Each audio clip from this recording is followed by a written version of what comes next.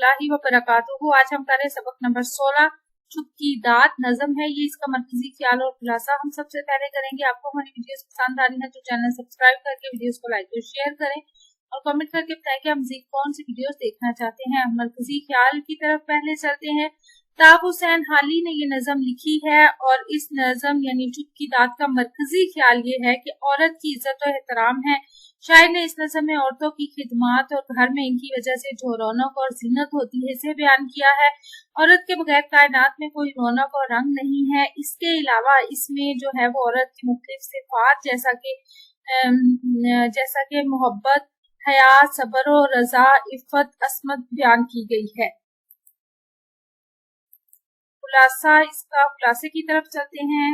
अल्ताफ हुसैन हाली ने ख़वातीन की मुख्तलिफ सिफात को बयान किया है और वो कहते हैं कि माएँ, बहनें और बेटियां दुनिया की जीनत और रौनक है और कौमों की इज्जत और जो वक़ार है वो भी औरतों की वजह से ही होती है। और घरों के अंदर ये शहजादियां होती हैं और शहरों में भी इनके दम से ही आबादी होती है। हर दुख सुख में ये औरतें गमगुसार होती हैं और गमज़दा और रुसदा दिलों को खुशियां देती हैं। हाली कहते हैं कि औरतों के बगैर जो है वो ये दुनिया वीरान है। देश में या परदेश में जीने का जो मजा है वो औरतों ही की वजह से है, क्योंकि इनके बगैर घर का कोई काम पाया तकमील को नहीं पहुंच सकता। औरतें नेकी की तस्वीर और शर्मो हया और इफ़्फ़त वाली होती हैं। हाली के नजदीक जो है वो औरतें वतन की सरहदों और घरों की मुहाफिज होती हैं।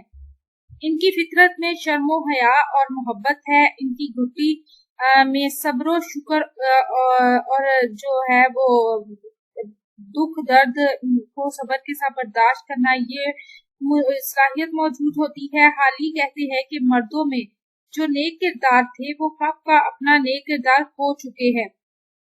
तो ऐ औरतों, अब दुनिया में नेकी और अच्छाई तुमसे है। घर के अंदर तुम अपने खामदों से मोहब्बत करने वाली और अपने बेटों की गमगुसार हो।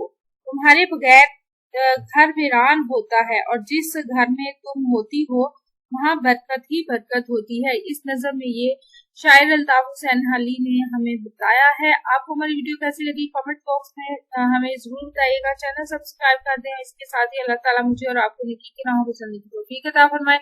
अपना और अपने प्यारों का रखिए ढेर सारा ख्याल। अल्लाह हाफिज।